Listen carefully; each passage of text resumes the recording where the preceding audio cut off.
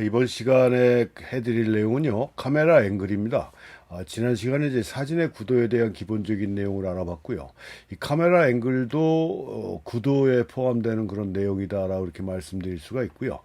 일반적으로 우리가 알고 있는 카메라 그 앵글에는 크게 세 가지로 이렇게 말씀드릴 수가 있죠. 여기 나와 있듯이 수평 앵글, 하이 앵글, 로우 앵글 이렇게 되어 있습니다. 그래서 이게 아주 미묘한 차이라고 이렇게 볼 수가 있어요. 그러니까 일반적으로 저도 그런 경우가 굉장히 많이 있는데 이렇게 카메라를 메고 지나가다가 요거 괜찮네 하고 셔터를 누를 때 보면은 대부분이 그냥 순자세에서 대상을 바라다보고 찍는 이런 경우가 일반적이라고 이렇게 볼 수가 있습니다.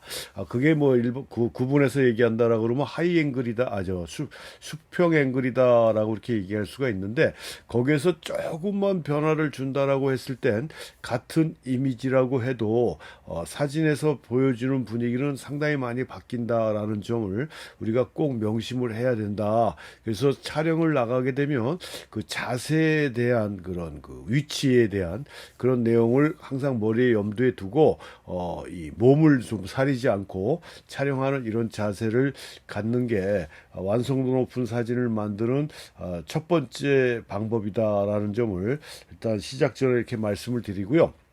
이 카메라 앵글을 그럼 어떻게 잡아야 되느냐? 우리가 그 사진 지금 발명된 게 180년이 넘었죠. 180 몇 년 됐는데요. 그 사이에 이제 사진을 본격적으로 뭐 속칭 얘기하는 예술에 그 진입을 해서 수많은 사진가들이 나타났다 사라지고 나타났다 사라지는데요. 세상에 이름을 알린 그런 사진가는 극히 드물죠. 대부분은 뭐 이 사람이 동네에서는 알아주는지 몰라도 사진을 했는지 어떤 사람인지에 대해서 모르고 사라지는 경우가 굉장히 일반적입니다. 근데 그 한 시대를 빛낸 사진가라고 이렇게 평가받는 사람들은 그럼 뭐가 그 사람들 사진을 우리한테 어떤 의미에서 감동을 주고 어떤 사진으로 다가왔기에 그 한 시대를 대표하는 사진가로서 이름을 알릴 수가 있었는지, 아니면 뭐 한 시대 뭐 세계적인 사진가가 아니더라도 자신의 주변이나 활동하는 그 영역 내에서 인정을 받는 그런 사진가가 될 수 있는지는 요 단순한 요 앵글의 차이다라는 점이에요. 그러니까 찍는 대상은 사진이 발명돼서 지금까지 오면서 찍는 대상은 거의 변화가 없습니다. 사람을 대상으로 찍든 풍경을 대상으로 찍든 거리 스냅을 찍든지 간에 다양한 장르의 사진이 있지만 그 수많은 장르의 그 대상, 그러니까 우리가 일반적으로 얘기하는 피사체는 과거나 지금이나 변화가 없다라는 얘기입니다. 세상이 바뀌고 해가지고 입고 다니는 복장이나 뭐 타고 다니는 차나 뭐 운송 기간이 좀 바뀐 거죠. 마차가 다니는 길에 자동차가 다니는 이런 상황으로 바뀌었을 뿐이지 사진가가 찍는 그런 그 피사체들은 거의 같다. 근데 거의 같은 상황에서 어떤 사진가는 다른 사람들 눈에 시각적으로 띄고 그렇지 않은 사진가들은 그냥 눈에 띄지도 않고 사라지는지는 이런 그 단순한 그런 앵글의 차이, 미묘한 그 화면의 변화 차이다라는 점을 꼭 우리가 아셔야 되고, 그래서 내가 찍고자 하는 사진의 방향성에 맞춰서 어떤 앵글이 내가 표현하고자 하는 사진에 맞는지는 우리가 스스로 찾아봐야 되는데요. 그 찾아보는 거를 갖다가 좀 더 정리해서 말씀드리면 우리가 그걸 뷰 포인트, 시점 이렇게 얘기를 합니다. 어느 위치에서 대상을 바라다 봤느냐에 따라 똑같은 대상이라도 시각적으로 다가오는 느낌은 상당히 많이 다르거든요. 그래서 촬영하기 전에 제가 항상 강조하는 거지만 알아야 사진한다라는 거를 제가 뭐 타이틀 비슷하게 해서 계속 반복적으로 말씀을 드리는데요. 어느 촬영 장소든 어떤 촬영 대상이든지 간에 내가 찍고자 하는 대상을 얼마만큼 많이 알고 있느냐에 따라 사진의 완성도는 달라진다라고 얘기를 했습니다. 그래서 꼭 어떤 대상을 처음에 딱 대면했을 때 바로 찍는 게 아니고 그 찍고자 하는 대상에 대해서 연구하고 관찰하는 그런 시간이 어떤 면에서 촬영 시간보다 더 길어져야 된다는 얘기겠죠. 그래서 그게 뭐 유동적인 피사체든 그 움직이지 않는 그런 정물이든지 간에 그 대상을 어떤 위치에서 어떤 광선 상태에서 봤을 때 가장 효과적인 표현이 되는지에 대한 그런 그 훈련이나 연습을 해줘야 된다라는 얘기입니다. 그게 뷰 포인트라는 얘기예요. 그래서 지금 여기 샘플로 6장의 사진이 나와 있지만 사람을 중심으로 찍는 사진이 있는가 하면 이런 건물이나 자연 배경을 중심으로 찍는 사진이 있어요.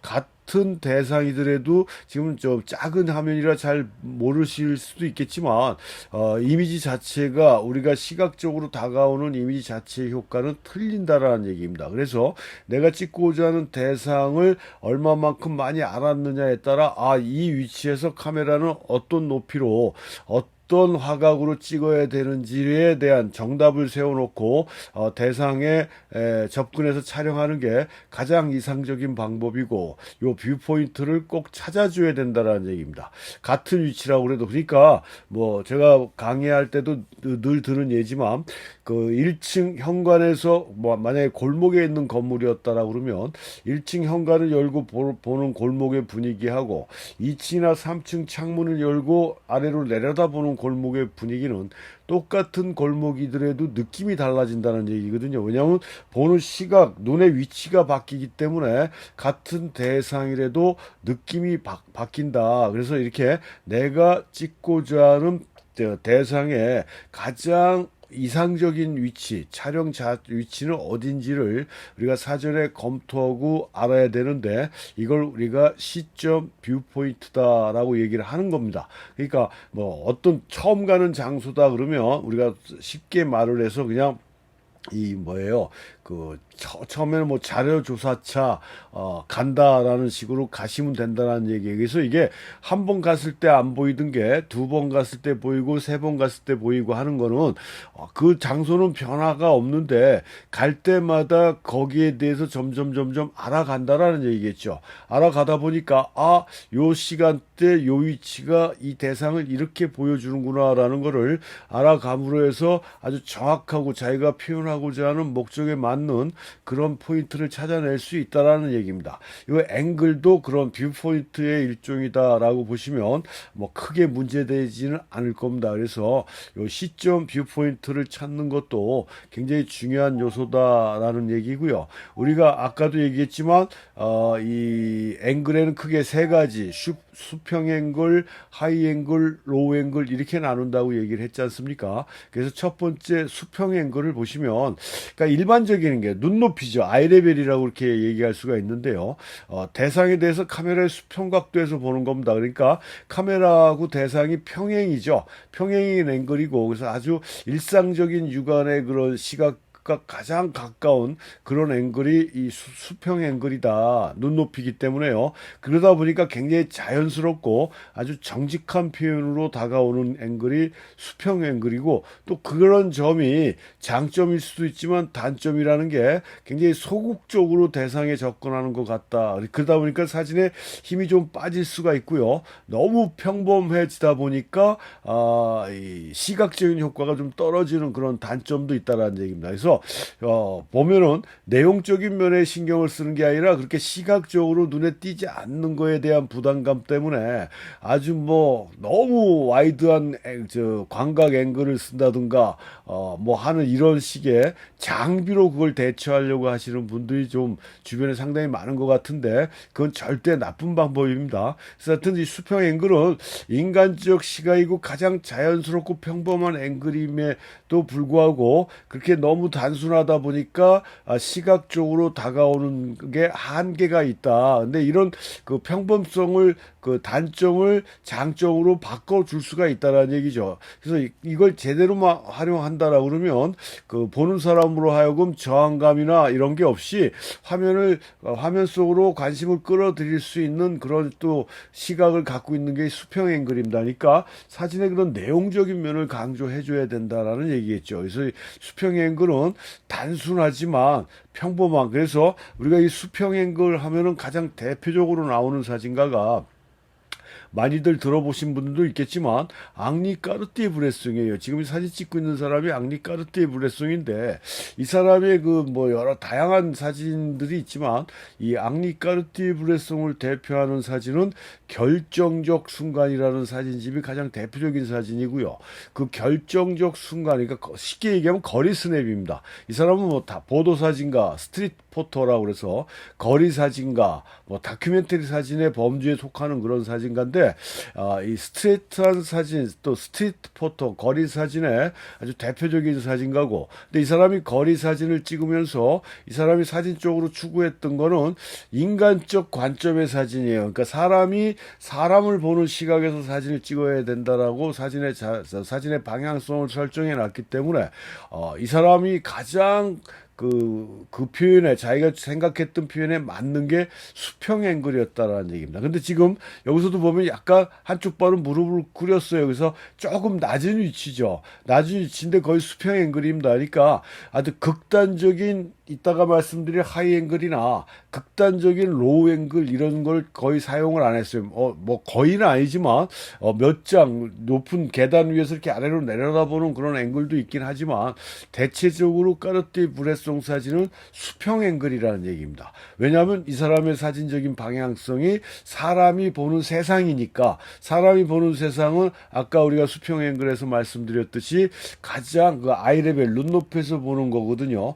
그러다 보니까 이 사람 사진은 굉장히 이거 평이하다라고도 볼 수가 있지만 그 사진에 나오는 내용에 있어서 이 사람이 얘기했던 대로 결정적 순간이라는 얘기거든요. 그래서 이 사람이 얘기한 결정적 순간은 빛, 구도, 감정이 일치하는 순간에 셔터를 눌러야 된다라고 얘기를 했어요. 그래서 그 안에서 벌어지는 상황들이 진짜 속된 말로 순간 포착입니다. 찰나를 잡아낸 거죠. 그러다 보니까 그 평범성을 벗어날 수가 있었다라는 얘기입니다. 아이 레벨이 가지고 있는, 수평 앵글이 가지고 있는 평이함을 극복할 수 있었던 건 제가 아까도 말씀드렸듯이 그 내용적인 면에서 그걸 충분히 극복할 수가 있는 것이다. 그래서 내가 표현하고자 하는 사진의 방향성이 어딨냐에 따라 앵글의 위치도 정해주는 게 좋은 방법이다라는 거를 다시 한번 말씀을 드리겠습니다. 그래서 이게 일반적으로, 그러니까 우리가 그냥 무감각하다라고 얘기를 해야 되나요? 아까도 얘기했지만 걸어가다가 요거 괜찮네 하고 그냥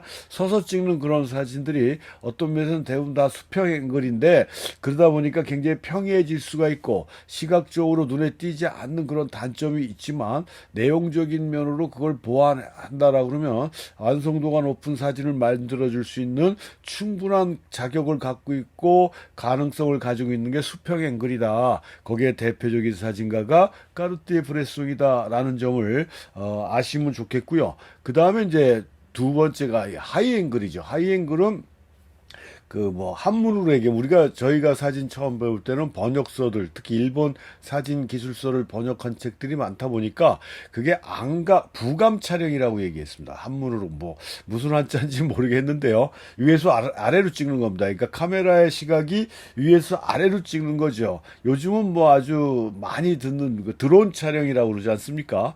옛날에는 항공 촬영이라는 개념으로 해서 특수한 목적이나 군사적인 목적으로 촬영하는, 비행기에서 이렇게 밑으로 내려다보고 찍는 그런 항공 촬영이 일반적이었고, 그러니까 그러다 보니까 사진가라고 해도 쉽게 접근할 수 있는 그런 앵글이 아니었어요. 물론 사다리를 놓고 올라간다든가 건물 옥상에서 찍는다든가 하는 그런 방법은 가능했지만, 근데 지금은 드론이라는 그런 특수한 장비가 나와가지고 우리가 생각하고 있는 하이 앵글을 누구나 쉽게 추구해 줄 수가 있는 그런 상황들이 생겼습니다. 그래서 그걸 부감 촬영이라고 얘기를 하는데, 이 하이 앵글은 다시 말씀드리지만 위에서 아래로 찍는, 카메라 렌즈가 밑쪽으로 향하게 해서 촬영하는 걸 우리가 하이 앵글이다라고 얘기를 하는 거고요. 그래서 이 하이 앵글은 위에서 내려다보면서 사진을 찍다 보니까 객관성이 굉장히 강한 그런 설명적인 이미지가 되는 경우가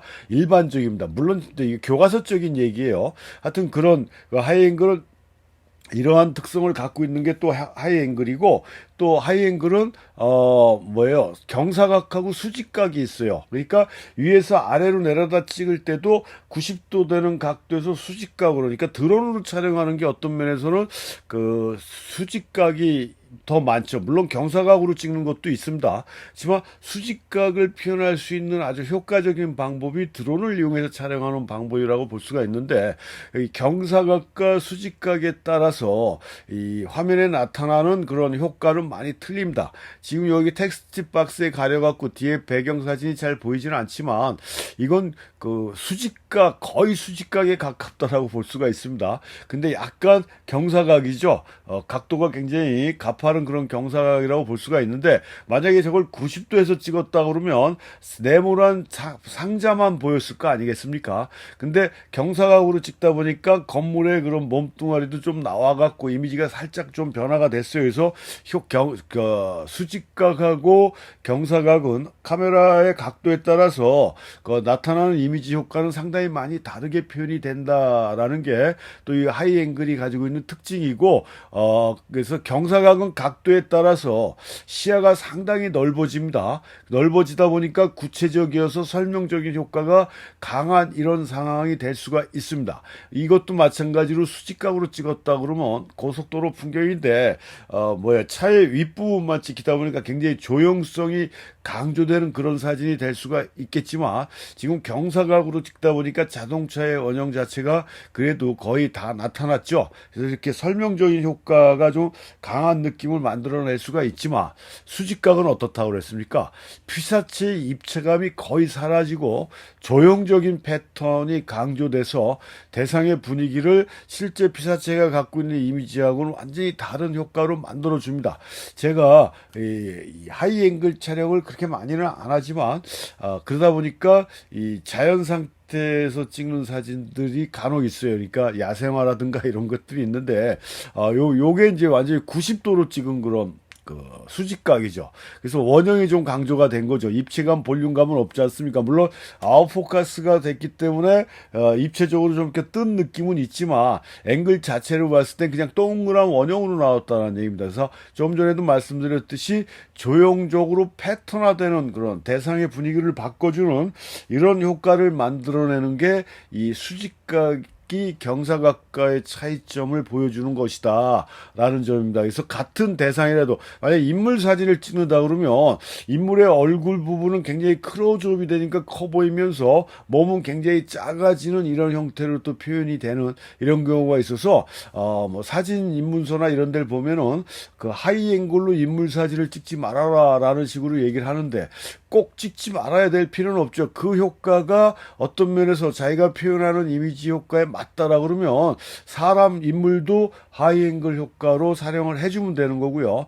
시간이 한 10여 년, 거의 20년 된 것 같은, 제가 한국에 있을 땐가 미국 가기 전에 광고에서 봤습니다. 이 하이앵글을 통한 광고를 사진을 봤는데, 인물을 대상으로 해서.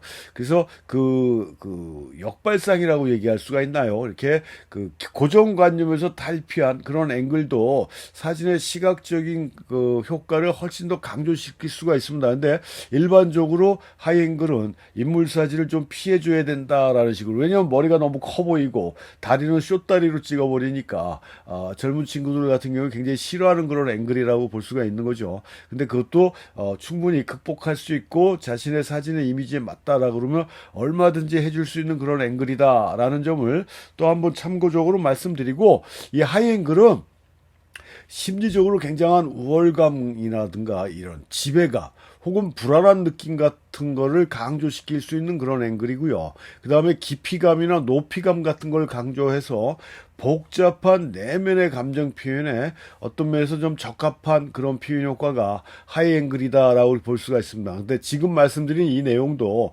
교과서적인 얘기입니다. 꼭 이렇다라고 할 수는 없지만 일반적으로 다른 앵글에 비해서 지금 말씀드린 이런 효과가 좀 더 강조되는 그런 앵글이 하이 앵글이다라는 점을 충분히 말씀드릴 수가 있는 겁니다. 그래서 이게 하이 앵글도 이 하이 앵글은 우리가 많이 뭐 찾아볼 수가 있지 않습니까? 요즘 같은 경우에 뭐 남산타워라든가 남산이라든가 뭐 그다음에 잠실에 있는 그 롯데타워 같은 경우에 100매칭이죠. 그런데 올라와서 이렇게 찍다 보면은 그 하이앵글의 분위기나 느낌을 우리가 거리에서 그냥 봤을 때 하고는 완전히 다른 도시의 풍경을 또 만날 수 있는 그런 앵글이기 때문에요. 그다음에 지금 요 배경사진에 나온 요것도 맨하탄이거든요. 제가 뉴욕에 가서 엠파이어 스테이트 빌딩의 그 전망대에서 이렇게 아래를 보고 찍은 건데 이런 식으로 그냥 도심 속을 걸어가서 보는 그런 거리의 모습하고 높은 데서 보는 그 다운타운의 모습은 시각적으로 완전히 다른 효과를 만들어낼 수 있는 그런 앵글이 또 이런 하이 앵글이다라는 점이고요. 그래서 이런 하이 앵글은 그 사진사 쪽으로 봤을 때 엘빈 랭동 코본이라는 사람이 최초로 했대요. 그러니까 이 엘빈 랭동 코본이라는 사진가가 하이 앵글을 촬영하기 전에는 어떤 사진가도 이 하이 앵글 촬영을 안 했던 것 같아요. 안 했는지 발표가 안 돼서 몰랐는지 뭐 그건 정확하게 저도 잘 모르겠지만 하여튼 사진사 쪽으로 봤을 때 엘빈 랭동 코본이 이 사람도 맨하탄에서 촬영한 겁니다. 이 하이 앵글을 통해서 사진의 그런 시각적인 그 뷰포인트를 바꿔준 거죠. 그러니까 일반적으로 사진 하면은 그 당시만 해도 그냥 눈높이에서 뭐 그 웨스트 레벨이라고 해서 허리 높이에서 찍든가 우리가 중형 카메라 이안 반사식 이라 그 이란 반사식 중형 카메라라고 해서 필름 포맷이나 이게 큰 카메라들은 아이레벨 파인더 우리가 이렇게 파인더라고 해서 이렇게 눈에다 대고 보는 거 있지 않습니까? 이 아이레벨 파인더가 아니라 이런 중형 포맷의 카메라는 기본이 웨스트 레벨 파인더예요. 웨스트 레벨. 그러니까 허리 높이에서 이렇게 보는 거거든요. 근데 뭐 아이레벨 파인더를 달 수 펜타프리즘이라고 하는 아이레벨 파인더를 달 수도 있습니다. 근데 기본 사양은 그 웨스트 레벨이에요. 그러다 보니까 눈높이보다 상당히 떨어진 한 30cm, 40cm 아래로 내려와서 사진을 찍을 수가 있는 거죠. 그래서 이런 중형 카메라로 사진을 찍다 보면 우리가 일반적으로 봤던 앵글, 똑같은 피사체인데도 상당히 색다르게 보이는 게 한 3, 40cm 카메라가 내려왔기 때문에 그렇다는 얘기입니다. 또 그런 차이도 또 있는 것이고, 그래서, 이 엘빈 랭동 코본이 사진의 그런 시점을 아이 레벨로만 일반적으로 이루어져 왔던 사진의 뷰포인트를 하이 레벨로 옮겨온 최초의 사진가가 엘빈 랭동 코본이다. 이 사람은 그래서 20세기 초에 그 실험적인 사진가의 한 사람으로 이렇게 분류가 되는 게 엘빈 랭동 코본이에요. 그래서 요 지금 왼쪽에 나와 있는 이 사람이 엘빈 랭동 코본의 그 젊었을 때 모습인데 이 사람은 상당히 많은 실험적인 사진을 했습니다. 보르도그라피라고 지금 오른쪽에 나와 있는 게 자기가 찍은 그 보르도그라피인데요.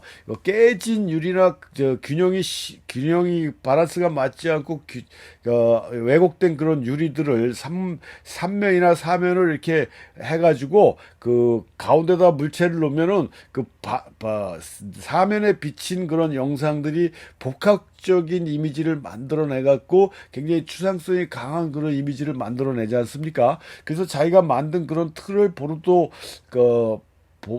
보르도스코프인가 뭐 그렇게 얘기를 했고요. 소용돌인가 뭐 그럴 거예요. 보르도라는 뜻이.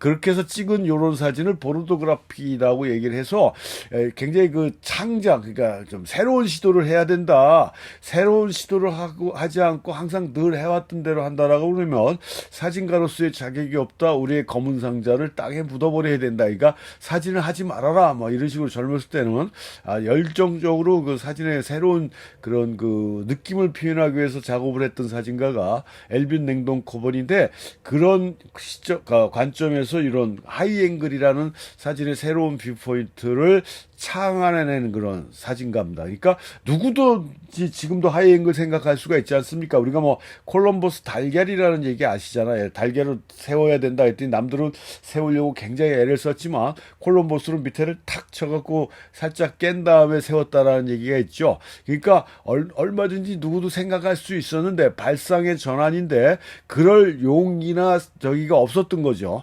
그걸 최초로 해서 이런 하이 앵글을 이것도 엘빈 냉동 코본이 찍은 하이 앵글인데요. 이런 식으로 새로운 사진의 그런 시각적인 완성을 만들어냈던 그런 사진가가 엘빈 냉동 코본이다라고 얘기해서 하이 앵글은 이런 특징을 갖고 있다라는 점이고요. 그 다음에 이 로우 앵글이 있습니다. 로우 앵글은 뭡니까? 밑에서 위로 보는 앵글이죠. 그러니까 일반적으로 우리가 많이 볼 수 없는 거고요. 근데 요즘 디지털 카메라 같은 경우 특히 미러리스 디지털 카메라나 뭐 DSLR도 마찬가지지만 LCD가 이렇게 회전되게 되어 있는 카메라들이 많이 있지 않습니까? 그래서 아주 극단적인 로우 앵글을 만들기는 상당히 쉬워졌어요. 옛날 필름 카메라에 비해서. 그래서 옛날 필름 카메라는 아까도 말씀드렸듯이 아이 레벨 파인더를 띄어내서 웨스트 레벨 파인더로 만들어 갖고 하면 로우 앵글을 만들어낼 수가 있었는데 그런 앵글을 그러니까 웨스트 레벨 파인더로 호환이 되는 35mm 카메라 같은 경우는 고급 기종에 해당되기 때문에 또 쉽게 접근할 수 있는 그런 카메라는 아니었고 그러다 보니까 이런 로우 앵글 촬영하는 자체가 우리가 그렇게 쉽게 할 수 없는 그런 앵글이었지만 지금은 그 전보다도 쉽게 접근할 수 있는 방법이 많았다. 뭐 바닥이 뭐 질퍽한다든가 뭐 이런 상황에서는 로우 앵글은 꿈도 못 꿨던 그런 앵글이었지만 지금은 어느 상황이든지 간에 카메라가 그걸 다 보완을 해줘서 우리가 로우 앵글을 만들어낼 수가 있다. 카메라의 렌즈 위치가 아래에서 위로 향하게 만들어내는 이런 앵글이 로우 앵글이고 이건 90도로 고개를 꺾어서 지금은 숲속에 가면 이런 사진을 많이 보셨을 거예요. 이런 형태의 로우 앵글을 만들어낼 수가 있어서 우리가 일반적으로 보는 그런 나무의 느낌하고는 또 다른 그 느낌 깊이감이나 뭐 솟구치는 느낌이나 이런 것들을 만들어낼 수 있는 게 이런 로우 앵글이죠. 그래서 이 로우 앵글은 뭐 사진가로서 누가 먼저 했다라는 건 없습니다. 요거는 뭐 그냥 일반적으로 많은 사람들이 미리 알았던 것 같아요. 근데 과거의 사진가들은 로우 앵글을 그렇게 많이 쓰지 않았지만 요즘 사진 찍는 사람들은 로우 앵글을 상당히 많이 선호하고 있고 저도 좀 가급적이면 카메라 앵글을 좀 낮춰서 찍으려고 하는 그런 그 생각을 많이 하고 있는데 왜냐하면 배경 정리라든가 이미지의 그런 시각적인 효과가 막 복잡하고 번잡한 걸 단순화시킬 수 있는 게 또 로우 앵글이래요. 그러니까 띄어서 찍을 수가 있어서 그래서 이런 특히 도시 다운타운에서 아까 하이 앵글에서 봤던 건물의 느낌하고 로우 앵글로 보는 이런 그 건물의 느낌이 또 틀리지 않습니까? 이런 식의 앵글 그래서 극단적인 앵글이 될수록 그러니까 앵글의 위치가 극단적일수록 그 신선함과 경이감 같은 걸 나타내는 게 이 로우 앵글이 가지고 있는 특징이다라는 점입니다. 그래서 이런 앵글은 굉장히 오래전에 뭐 개가 본 세상인가 정확한 제가 사진전 제목은 모르겠는데 부젠가가 하여튼 그렇게 개가 본 세상이라고 그래서 왜냐하면 굉장히 낮은 위치에서 개들은 바라다 보지 않습니까? 그러니까 그 느낌을 잘 모르죠. 우리가 기어다니기 전에는. 근데 하여튼 그런 느낌으로 로우 앵글로 촬영한 그런 사진을 전시했던 것도 제가 본 적이 있는데요. 사진은 정확하게 기억은 안 나지만 하여튼 그런 식의 앵글. 그래서 신선함과 경이감을 보여주는 그런 앵글이고 이 하이 앵글과 마찬가지로 심리적인 묘사가 굉장히 강한 그런 앵글인데 하이 앵글은 객관적인 그런 표현, 그러니까 설명적인 효과가 강하다라고 그러면 이 로우 앵글은 그 사진가의 그런 주관적인 그 표현이 강한 그런 느낌을 가지고 있는 게 이런 로우 앵글이 가지고 있는 특징이다. 그래서 아까도 말씀드렸지만 개가 본 세상이라고 그랬는데요. 개가 본 건 아니지만 제가 워싱턴 DC에 갔더니 워싱턴 그 기념탑이 있지 않습니까? 기념탑 아래서 촬영하는 사람들이 상당히 많아요. 근데 아들인 것 같아요. 아버지고요. 아들들의 얼굴을 이렇게 놓고 누워서 굉장히 90도 각도로 찍은 것 같은데 그러게 되면 제가 이 사진을 못 봤지만 분명히 워싱턴 기념탑 꼭대기가 나오면서 아이들의 얼굴이 이렇게 나왔을 것 같아요. 지금 요런 강아지들의 저 표정이나 얼굴도 요런 이 아빠처럼 누워서 찍은 거거든요. 이런 게 로우 앵글이 가지고 있는 표현 효과라는 얘기죠. 그래서 하여튼 요렇게 이 좀 이게 사진을 찍으러 나가면은 몸을 사리지 않는 아주 이렇게 저돌적인 이런 자세가 여러분들의 사진의 효과나 느낌을 바꿔준다라는 얘기입니다. 소극적으로 야 이거 옷에 흙 묻을까 젖을까 뭐 이런 거 걱정하지 마시고 주저앉든지 이 양반처럼 눕든지 해서 제가 아까도 얘기했지만 결과물을 안 봤지만 아마 완벽한 이 아들들의 그런 그 인생샷이 만들어지지 않았을까라는 생각을 했습니다.